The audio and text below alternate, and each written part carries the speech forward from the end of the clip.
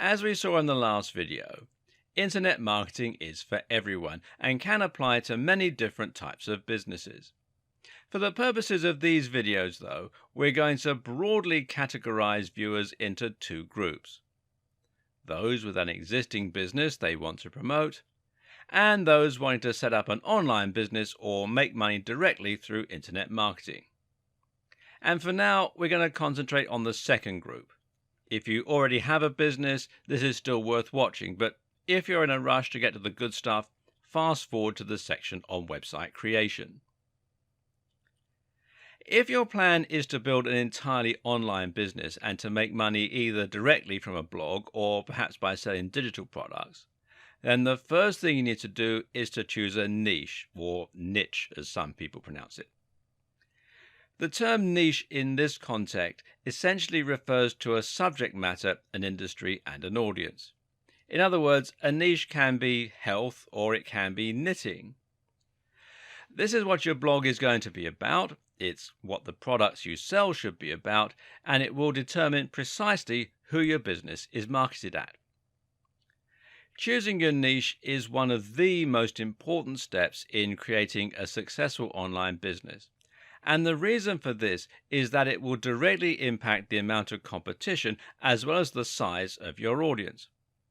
So if your subject is health, then you're going to be going up against millions of other websites, and this is going to make your life very difficult indeed. When you write a blog post on how to get abs, it's going to be incredibly difficult to get that to the top of Google, seeing as there are so many other blog posts on getting abs. Likewise, if you post in a fitness forum and mention your ebook, it's not going to stand out or be interesting because there are so many others. Conversely, though, you also need to avoid choosing a niche that is too narrow. If the niche you chose is earwigs as pets, then it will only be a matter of time before you've marketed to the majority of that audience and there's no one left to buy from you. Another important consideration when choosing a niche is what you can offer the audience and how much they are likely to spend. When creating a product, it's always useful to think in terms of the value proposition. Now, this basically refers to what your product is offering to the buyer and what gives it its value, which should be much greater than the face value. When you sell an ebook on getting fit, for example, the value proposition comes from the fact that your buyer will hopefully be much fitter after reading your book and applying the knowledge that they learn. So you're not really selling a book at all, but rather a sexy toned body. You're selling confidence, you're selling energy first thing in the morning, and you're selling physical attractiveness to the opposite sex. And people are willing to pay for a lot of things, meaning that you can afford to charge more for your ebook. On the other hand, if you have a book on cats, then you can only charge people for learning a bit more about their pets, which isn't something people are willing to pay as much for. It's also important to have a very clear target audience in mind. Draw up a buyer persona and think about the exact kind of person who will be interested in your product. Do they have enough disposable income? And do you know where you can reach them in order to market your product?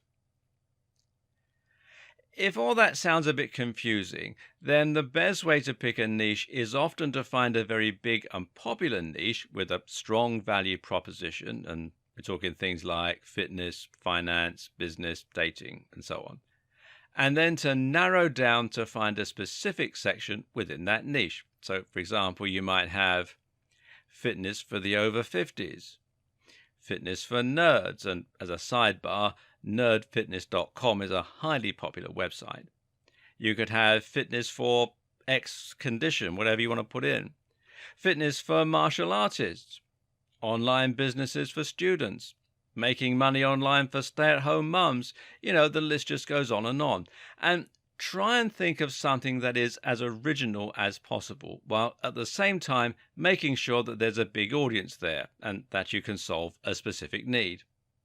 At the same time, though, try and choose a niche that you genuinely have an interest in and some knowledge about. And this will help you to write better blog posts, and it will ensure that you don't get bored of your business over time.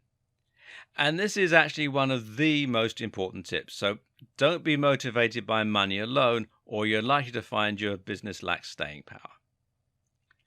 Finally, think about any connections you might already have and any contacts.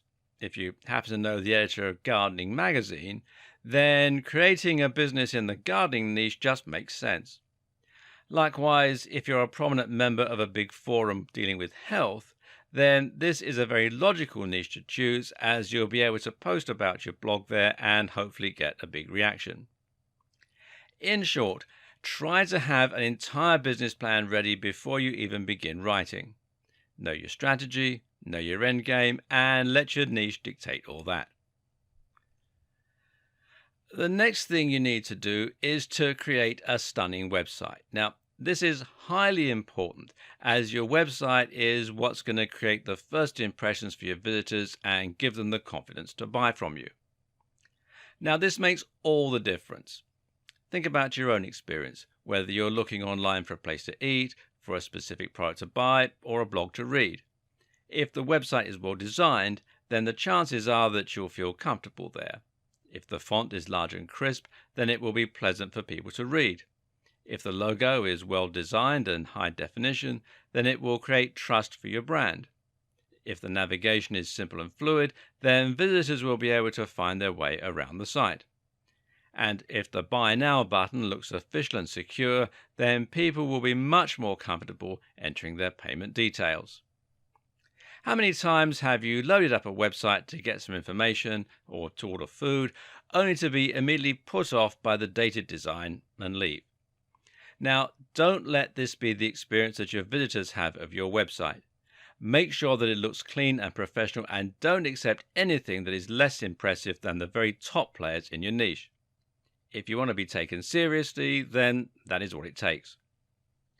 So, how do you go about creating such a website? Well, the good news is that these days it's very easy with WordPress. WordPress is, of course, a content management system and site building tool. You install it on your server, and this is usually available through the tools provided by your hosting provider, or you can download the files from here at wordpress.org. Be sure to come to wordpress.org, not wordpress.com. Wordpress.com is where they host the site for you. And then you'll be able to log into a backend and choose a theme and layout while adding posts and features easily. And WordPress is by far the most popular tool today for building websites, and it powers many of the biggest brands on the net. For example, some of the BBC websites run on WordPress, as do the blogs that Forbes magazine hosts, and Wired also is run by WordPress. And it's free, and it has a huge number of different features. It has support from a massive online community and nearly endless customizability. In other words, there really is no reason not to use WordPress. It's a tried and tested commodity, and it makes things quicker and faster for you while still resulting in a highly professional looking end product. Now, once you've installed WordPress, you should then look into adding a professional looking theme. Now, thankfully, these can also be added very simply by looking at the themes available through WordPress itself, or by buying them from various theme stores. And a good one is themeforest.net. And you can see here they've got, at the time of making this video, 31,056 website templates and themes. And as you can see here, prices start at around $2, so it's well worth a visit. A professional looking theme with good customization options will generally set you back about $40, and this is a very worthwhile investment, as it can make your site considerably more professional looking, help it to stay responsive so that it fits the size of the display that it's being viewed on, and generally ensure that it's polished and able to compete with those top players. You also need a great logo, which will help you to brand your business and will give you more marketing options. A good logo needs to be unique. It needs to encapsulate what your business is all about, try to communicate the value proposition if you can, and it needs to be crisp and high definition to look professional. If you create your logo yourself, then it's very important that you use vector files via software like Adobe Illustrator in order to make it look the part. Better yet, outsource this job to someone else. Consider using 99 Designs, which is 99designs.com, or if you're in the UK like me, it'll redirect you to 99designs.co.uk, or perhaps Fiverr, which is Fiverr with 2 R's.com.